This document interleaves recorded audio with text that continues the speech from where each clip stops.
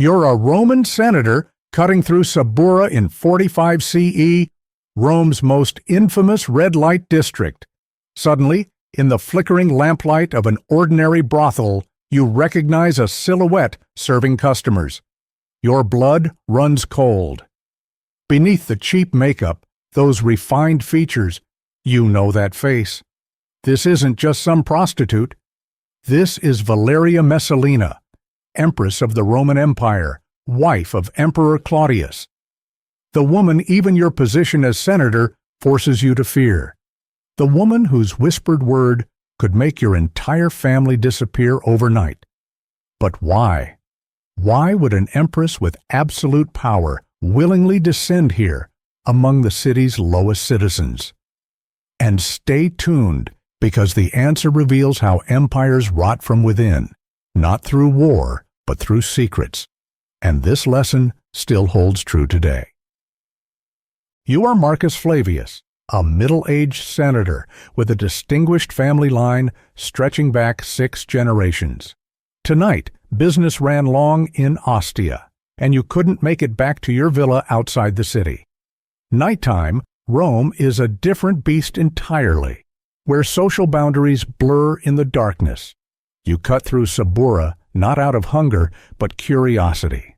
This district is Rome's hidden artery, where every secret eventually flows. The narrow streets reek of cheap wine and piss. Oil lamps flicker from cramped rooms in the insula. Men's hoarse laughter mixes with women's whispered promises and gamblers' curses. This is the real Rome, stripped of marble columns and forum speeches. You choose a brothel run by a madam named Scylla, the most famous in the district. Pay a copper coin, step into a small room. The heavy incense is too strong, a mix of expensive perfume trying to mask something else. A woman enters, dark-haired, with a cheap wig, heavy kohl smudged around her eyes, the makeup style of common girls trying to look seductive. Then she turns toward you. Time freezes. Beneath that low-quality black wig is blonde hair all of Rome knows. Under the kohl are delicate features that sculptors spend lifetimes trying to capture in marble. The eyes looking at you hold no fear or shame, but something far more terrifying. Pure enjoyment. Valeria Messalina, daughter of Valerius Messala, Barbatus, cousin to Augustus, Caligula, and Nero.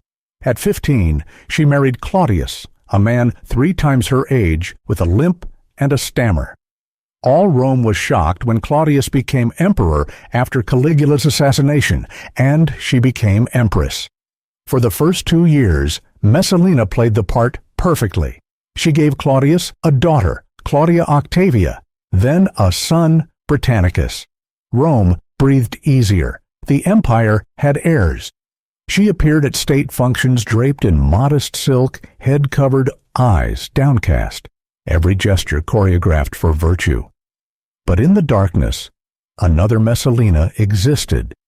According to Tacitus, she started with secret rooms in the palace.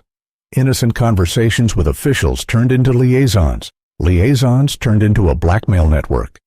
She collected people one by one, secret by secret, building her own empire through complicity. Each participant became a prisoner, each witness an accomplice.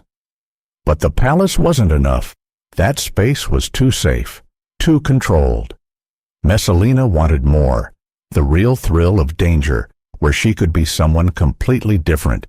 So she came to Subura, wore a wig, took the name Lysiska, and did what the history books could barely believe. Now, in that small room, you face a decision that could shape your entire life. You know who this woman is. She knows you've recognized her. But neither speaks. The moment hangs suspended like a blade at your throat. Messalina smiles, not the demure smile of an empress, but the calculated grin of a gambler holding all the aces. She knows you won't say anything. How could you? Report to whom? Claudius? The Praetorian Guard? The Senate? And say what? That you recognized the Empress in a Subura brothel at midnight when you were there yourself? She's made you an accomplice just by being present. Every client who doesn't recognize her becomes an unwitting pawn in the game. Everyone who does becomes someone she owns. Because now you have a secret, and secrets are the most powerful currency in Rome. Your mind races through 100 thoughts: your family, your villa, your position in the Senate. All could vanish if she wants them to. A tribune who declined her invitation, floating in the Tiber 3 days later. A nobleman who tried to leave a party early. His family lost their estate within the week. She doesn't need the Senate's approval. She has their shame. That's better than loyalty. Loyalty can shift. Shame lasts forever. Rumors spread through Rome like plague. Senators whisper at banquets. Their wives exchange glances at temple ceremonies. Everyone knows, but no one dares speak aloud. The most infamous story comes from Pliny the Elder, who writes with clinical horror about a contest between the Empress and Scylla, Rome's most famous prostitute. Not for money, but pride. Who could service more men in one night? 25 men. Messalina won. Scylla gave up at dawn from exhaustion, while Messalina continued through the morning. True? Exaggerated? Propaganda? We'll never know for certain. But the story survived because it captured something Romans couldn't articulate. A woman wielding sexual power, not as submission, but as domination. Autumn 48 CE. Claudius is in Ostia, overseeing Rome's grain supply, critical work to prevent riots. Meanwhile, in Rome, Messalina does the unthinkable.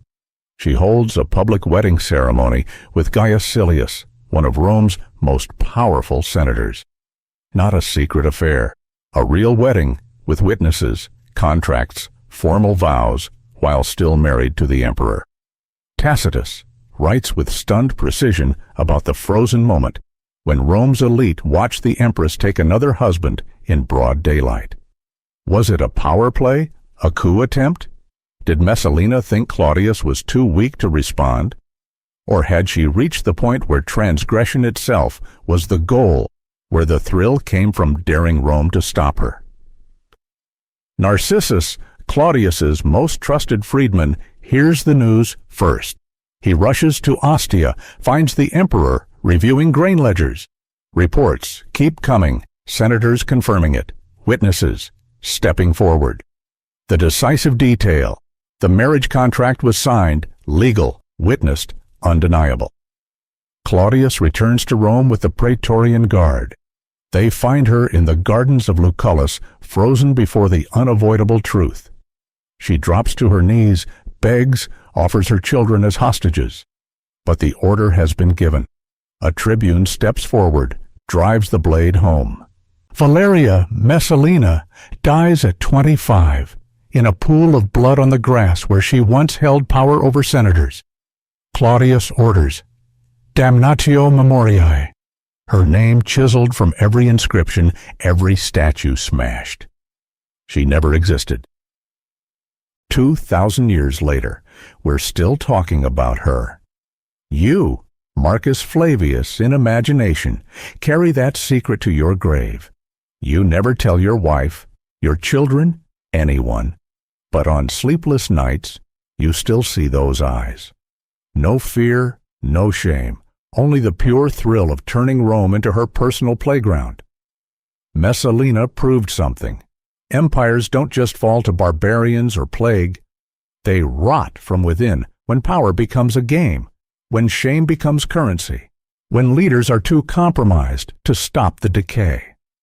Every senator she humiliated stayed silent. Every general she blackmailed remained loyal. Every witness to her revels became an accomplice. Not through loyalty, through shame. Her name was meant to disappear. Her story became immortal. Because truth, however twisted or buried, has a way of clawing back to the surface. And the lesson isn't that Messalina was uniquely evil. The lesson is that Rome created her, married her off at 15, gave her power without purpose, then destroyed her when she used that power in ways that exposed their hypocrisy.